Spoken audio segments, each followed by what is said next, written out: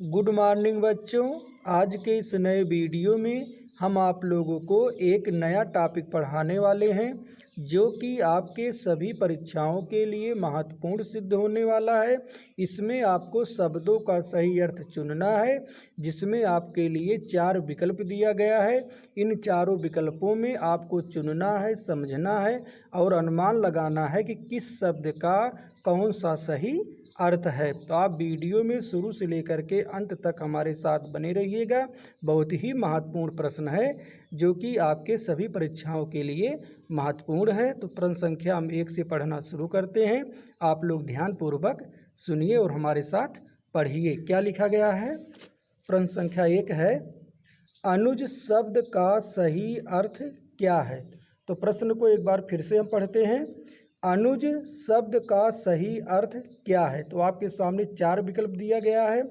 ए है भाई, बी में है छोटा भाई और सी में है बड़ा भाई और डी में है भाई बहन। तो इसमें आपको अनुमान लगाना है, चुनना है, समझना है कि अनुज शब्द का सही अर्थ क्या है। तो आप बताइए इसमें अनुज शब्द का सही अर्थ क्या है। तो इसमें आपके सामने जो है बी विकल्प सही है, छोटा भाई। अनुज शब्द का सही अर्थ क्या हुआ? छोटा भाई। तो चलिए अब हम दूसरे प्रश्न को पढ़ते हैं। क्या लिखा गया है? ध्यान से पढ़ना। अथ शब्द का अर्थ क्या है? तो आपके सामने 4 विकल्प दिया गया है। ए में है समापन, बी में है प्रारंभ, सी में है अर्थ और डी में है अस्त होना।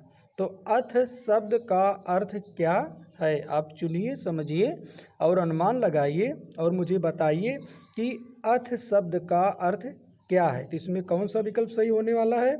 इसमें आपके सामने बी विकल्प सही होने वाला, प्रारंभ। अथ शब्द का अर्थ प्रारंभ है। इसके बाद हम तीसरे प्रश्न को पढ़ते हैं। क्या लिखा गया है? अवरोह का अर्थ क्या है? तो आपके सामने 4 विकल्प दिया गया है। ए में है उतरना, बी में है चढ़ना, सी में है बाधा और डी में है सहायता। तो आप बताइए कि अवरोह का अर्थ क्या है। तो इसमें जो है ए विकल्प सही है, उतरना। क्या है? उतरना। अब इसके बाद हम चौथे प्रश्न को पढ़ते हैं। अधम शब्द का अर्थ क्या है? तो आपके सामने 4 विकल्प दिया गया है। ए में है अपराधी, बी में है पापी एवं नीच और सी में है दलित और डी में है शोषित। तो आप चुनिए, समझिए और अनुमान लगाइए कि अधम शब्द का अर्थ क्या है। तो आपके सामने बी विकल्प सही है, पापी एवं नीच। तो आपको समझ में आ ही गया होगा कि अधम शब्द का अर्थ क्या है, पापी एवं नीच। तो हम चलते हैं 5वें प्रश्न को पढ़ते हैं। क्या लिखा गया है? अंतर्द्वंद्व का प्रयोग इनमें से किस अर्थ में होता है? तो आपके सामने 4 विकल्प दिया गया है। संघर्ष, बी में है युद्ध, सी में है मानसिक उलझन और डी में है अनिच्छा। तो आपके सामने इन चारों विकल्पों में कौन सा विकल्प सही होने वाला है? इसमें जो है सी सही होने वाला है, मानसिक उलझन। कौन सा सही है? मानसिक उलझन। अंतर्द्वंद्व का प्रयोग इनमें से किस अर्थ में होता है? मानसिक उलझन। तो आपके सामने सी विकल्प सही है। अब 6वें प्रश्न को हम पढ़ते हैं। क्या लिखा गया है? पुरंदर शब्द का प्रयोग किसके लिए होता है? प्रश्न संख्या को ध्यान से पढ़िए। 6वां, पुरंदर शब्द का प्रयोग किसके लिए होता है? तो आपके सामने 4 विकल्प दिया गया है।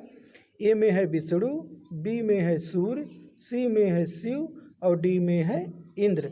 तो आप चुनिए, समझिए और अनुमान लगाइए कि पुरंदर शब्द का प्रयोग किसके लिए होता है। जिसमें आपको अर्थ चुनना है, सही अर्थ चुनना है कि पुरंदर शब्द का प्रयोग किसके लिए होता है। तो इसमें आपके सामने डी विकल्प सही है, इंद्र। किसके लिए होता है? इंद्र के लिए होता है। तो चलिए अब हम 7वें प्रश्न को पढ़ते हैं। क्या लिखा गया है? यामिनी का प्रयोग, आपके सामने 7वां प्रश्न है, यामिनी का प्रयोग किस अर्थ में होता है? तो आपके सामने 4 विकल्प है। ए में है दिन, बी में है रात, सी में है याम और डी में है छड़। तो इन चारों विकल्पों में आपको यामिनी का प्रयोग किस अर्थ में होता है, यानी कि यामिनी का आपको सही अर्थ बताना है, इसमें किस अर्थ में होता है। तो यामिनी माने क्या होता है, रात। इसमें आपको बी विकल्प सही है। सातों का कौन सा विकल्प सही है, बी। तो चलिए अब इसके बाद के प्रश्न को हम पढ़ते हैं। अब आपके सामने 8वां प्रश्न है, शाखा मृग किसे कहते हैं, जिसमें 4 विकल्प दिया गया है, हिरन, बंदर, भरमर, सिंह। तो इसमें आपको 4 विकल्पों में से बताना है कि शाखा मृग किसे कहते हैं। तो आप अनुमान लगाइए, चुनिए, समझिए और हमें बताइए कि शाखा मृग किसे कहते हैं। तो आपके सामने इसमें बी विकल्प सही होने वाला है, बंदर। किसको कहते हैं, शाखा मृग किसे कहते हैं, बंदर को कहते हैं। तो चलिए अब हम 9वें प्रश्न को पढ़ते हैं। क्या लिखा गया है, इनमें से सागर किस शब्द का अर्थ है। तो आपके सामने 4 विकल्प दिया गया है, पयोध, पयोधि, सरोज, जलधर। चारों विकल्पों में से आपको यह बताना है कि सागर किस शब्द का अर्थ है। तो बताइए इसमें जो है सागर किस शब्द का अर्थ है। तो इसमें जो है आपके सामने जो है बी विकल्प सही होगा, पयोध। क्योंकि पयोध माने होता है बादल। क्या होता है, बादल। क्या होता है, बादल। और पयोध माने होता है सागर या समुद्र। सरोज माने क्या होता है, कमल। क्या होता है, कमल। ठीक। अब इसके बाद जो है हम 10वां प्रश्न को पढ़ते हैं। क्या लिखा है, नाराज। क्या लिखा है, नाराज शब्द किस अर्थ में प्रयुक्त होता है। तो आपके सामने 4 विकल्प दिया गया है, नाराज, दूसरा है धनुष बाण, तीसरा है बाण और चौथा है शिव। तो आप इनको इन चारों विकल्पों में से चुनना है, समझना है और अनुमान लगाना है कि इनमें से जो है कौन सा विकल्प का सही अर्थ है। तो नाराज शब्द किस अर्थ में प्रयुक्त होता है, इसमें आपके सामने सी विकल्प सही होने वाला है, बाण। किसका अर्थ है, बाण का। तो इसके बाद हम 11वें प्रश्न को पढ़ते हैं। क्या लिखा गया है, यागसेनी का अर्थ क्या है। तो आपके सामने 4 विकल्प दिया गया है, ए में है सुभद्रा, बी में है उत्तरा, सी में है द्रौपदी और डी में है कुंती। तो इसमें आपको यह बताना है कि यागसेनी का अर्थ क्या है। तो आप चुनिए, समझिए और अनुमान लगाइए कि यागसेनी का सही अर्थ क्या है। तो बताइए इसमें यागसेनी का सही अर्थ क्या होने वाला है। इसमें आपको जो है सी विकल्प सही है, द्रौपदी। यदि इसमें अगर कहीं पांचाली भी दिया होता तो ये भी सही होता, क्योंकि पांचाली का भी होता है अर्थ द्रौपदी। तो इसके बाद हम 12वें प्रश्न को पढ़ते हैं। वनिता का प्रयोग किस अर्थ में होता है। तो आपके सामने 4 विकल्प दिया गया है, ए में है व्यवसायी, बी में है जंगल, सी में है पुस्तक और डी में है स्त्री। तो आप चुनिए, समझिए और अनुमान लगाइए कि वनिता का प्रयोग किस अर्थ में होता है। तो आप इन चारों विकल्पों में से आपके लिए जो है डी विकल्प सही होने वाला है, स्त्री। वनिता का प्रयोग किस अर्थ में होता है, स्त्री शब्द के लिए होता है। तो चलिए अब हम 13वां प्रश्न को पढ़ते हैं। क्या लिखा गया है, उदक का क्या अर्थ है। इसमें आपके लिए 4 विकल्प है, ए में है पृथ्वी, बी में है जल, सी में है आकाश और डी में है अग्नि। तो आपको इसमें ये बताना है कि उदक का क्या अर्थ है। तो इसमें जो है आपके सामने बी विकल्प सही होने वाला है, जल। उदक का क्या अर्थ है, जल। तो इसके बाद के प्रश्न को हम पढ़ते हैं, फिर उसके विकल्पों को आपको हम बताते हैं कि कौन सा विकल्प सही होने वाला है। चलिए हमारे साथ अब पढ़िए।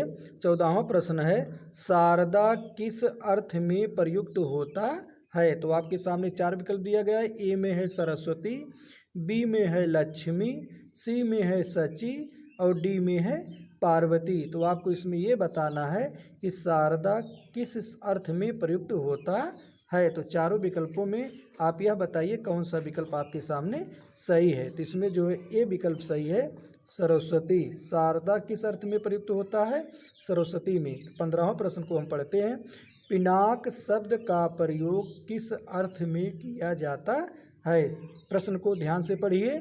पिनाक शब्द का प्रयोग किस अर्थ में किया जाता है? तो आपके सामने 4 विकल्प है। ए में है स्वर्ग, बी में है नासिका, सी में है धनुष और डी में है बाण। तो आप इसमें ये बताइए कि इसमें कौन सा विकल्प सही है। तो आपके सामने जो है पिनाक शब्द का प्रयोग धनुष अर्थ में किया जाता है। तो इसमें आपको सी विकल्प जो है सही है, धनुष। अब चलिए हम 16वां प्रश्न को पढ़ते हैं।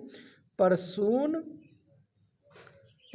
शब्द का प्रयोग किस अर्थ में होता है? तो इसमें अब 4 विकल्प दिया गया। ए में है शून्य, बी में है पुष्प, सी में है आकाश और डी में है नदी। तो आप बताइए कि परसून शब्द का प्रयोग किस अर्थ में होता है? तो परसून का शब्द जो है पुष्प के अर्थ में होता है। इसमें बी विकल्प सही है। परसून शब्द का प्रयोग पुष्प अर्थ में होता है। अब इसके बाद के प्रश्न को पढ़ते।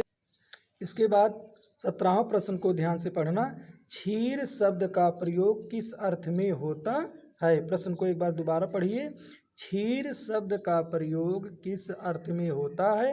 तो आपके सामने 4 विकल्प हैं।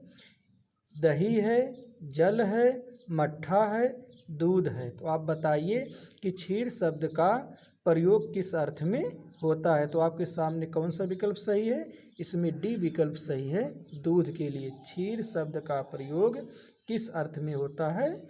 दूध के लिए। ठीक। अब आइए 18वां प्रश्न को पढ़ते हैं। भार्या शब्द का अर्थ इनमें से क्या है? प्रश्न को ध्यान से पढ़िए। भार्या शब्द का अर्थ इनमें से क्या है? तो आपके सामने 4 विकल्प दिया गया है। पहले में ए में है भारी। क्या है? भारी। ए में है भारी, बी में है स्त्री, सी में है पत्नी और डी में है सुंदरी। तो आप बताइए, अनुमान लगाइए, चुनिए, समझिए कि भार्या शब्द का अर्थ इनमें से क्या है। तो इसमें आपके सामने बी विकल्प सही होने वाला, डी सी विकल्प सही होने वाला है। भार्या का अर्थ, शब्द का अर्थ है पत्नी। क्या सही है? पत्नी। इसके बाद 19वें प्रश्न को पढ़ते हैं। केकी शब्द का क्या अर्थ है? तो आपके सामने 4 विकल्प दिया गया है। ए में है चकवा, बी में है मोर, सी में है गौरैया, डी में है पपीहा। तो आप अनुमान लगाइए, चुनिए, समझिए और बताइए कि जो है इसमें कौन सा विकल्प सही है। तो इसमें जो आपके लिए बी विकल्प सही है। केकी शब्द का अर्थ मोर के लिए है। किसके लिए है? मोर के लिए है। चलिए अब हम 20वें प्रश्न को पढ़ते हैं। क्या लिखा गया है? सुधांशु का अर्थ क्या है? सुधांशु का अर्थ क्या है? तो आपके सामने 4 विकल्प दिया गया है। ए है सूर्य, बी है अमृत, सी है चंद्रमा और डी है सागर। तो आपको इसमें ये बताना है कि सुधांशु का अर्थ क्या है। तो आपके सामने कौन सा विकल्प सही है? इसमें आपके सामने सी विकल्प सही है। सुधांशु का अर्थ चंद्रमा है। क्या है? चंद्रमा है। तो चलिए अब हम इसके बाद 21वें प्रश्न को पढ़ते हैं। इनमें से, प्रश्न संख्या 21 को ध्यान से पढ़िए। इनमें से कौन सा शब्द अग्नि के लिए प्रयुक्त होता है? तो आपके सामने 4 विकल्प है। ए में है अनिल, बी में है अनल, सी में है कुंजर, डी में है मृगांक। तो आपको इसमें ये बताना है कि अग्नि शब्द जो है किसके लिए प्रयुक्त है। अग्नि का मतलब सही अर्थ कौन सा है? तो आप इसमें चुनिए, समझिए और अनुमान लगाइए इसमें जो है अग्नि के लिए प्रयुक्त शब्द कौन सा है। तो इसमें जो है बी विकल्प सही है, अनल। क्योंकि अनल माने होता है अग्नि और अनिल माने होता है हवा। क्या होता है? हवा, वायु। ठीक। और कुंजर माने होता है हाथी। क्या होता है? हाथी। और मृगांक माने होता है चंद्र। चंद्र और इंद्र यानी कि चंद्रमा। इसके बाद आपको हम 22वें प्रश्न को पढ़ते हैं। क्या लिखा गया है? सारंग शब्द का अर्थ इनमें से क्या है? तो आपके सामने 4 विकल्प दिया गया है। ए में हिरन, बी में है सागर, सी है गाय और डी में है घोड़ा। तो आप इसमें ये बताइए कि सारंग शब्द का अर्थ इनमें से क्या है। तो इसमें से आपको सामने कौन सा विकल्प सही है? तो इसमें आपके सामने जो है ए विकल्प सही है। सारंग शब्द का अर्थ जो है हिरन है। इसके बाद हम 23वें प्रश्न को पढ़ते हैं। वृषभानुजा किसे कहते हैं? तो इसमें 4 विकल्प दिया गया है, यमुना, गोपी, राधा, मुरली। तो इसमें कौन सा विकल्प आपके सामने सही है? इसमें जो है सी विकल्प सही है, राधा। अब इसके बाद हम 24वें प्रश्न को पढ़ते हैं। क्या लिखा गया है, ध्यान से पढ़ना। भास्कर का अर्थ क्या है? तो आपके सामने 4 विकल्प दिया गया है। ए में है सूर्य, बी में है चंद्र, सी है प्रकाश और डी है उजाला। इन चारों विकल्पों में आप चुनिए, समझिए और अनुमान लगाइए और मुझे बताइए कि भास्कर का अर्थ क्या है। तो आप बताइए इसमें भास्कर का अर्थ क्या है? इसमें कौन सा विकल्प सही होने वाला है? इसमें जो है ए सही है, सूर्य। भास्कर का अर्थ क्या है? सूर्य। अब चलिए हम 15वें क्वेश्चन को पढ़ते हैं। इंदिवर का अर्थ क्या है? तो आपके सामने 4 विकल्प दिया है, इंद्र, राजा, कमल, गुलाब। तो इसमें आप बताइए इंदिवर का अर्थ क्या है? तो आप इसमें यह बताइए कि इंदिवर का अर्थ क्या है। इसमें आपके सामने सी विकल्प सही है, कमल। इसके बाद हम 26वें प्रश्न को पढ़ते हैं। क्या लिखा गया है? मृगराज शब्द का प्रयोग किस अर्थ में होता है? 26वां प्रश्न है, मृगराज शब्द का प्रयोग किस अर्थ में होता है? तो आपके सामने 4 विकल्प दिया गया है। ए में है हिरन, बी है पशु, सी है सिंह और डी है चीता। तो मृगराज शब्द का प्रयोग जो है इसमें किसके लिए किया गया है? मृगराज शब्द का प्रयोग आपको किसमें लिए? इसमें आपके लिए उत्तर सही होगा सी। मृगराज शब्द का प्रयोग सिंह के लिए किया गया है। तो इसके बाद हम 27वें प्रश्न को पढ़ते हैं। तिरकाल का अर्थ क्या है? 27वां प्रश्न को ध्यान से पढ़िए।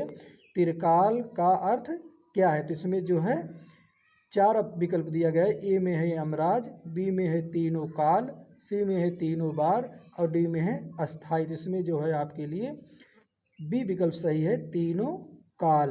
तो इस तरह अब आज का वीडियो इतना काफ़ी है। हम आशा भी करते हैं कि आपको यह प्रश्न जो है पूर्ण रूप से समझ में आ गया होगा। अब इसी तरह का वीडियो लेकर के अगले वीडियो के साथ मिलते हैं। तब तक के लिए धन्यवाद।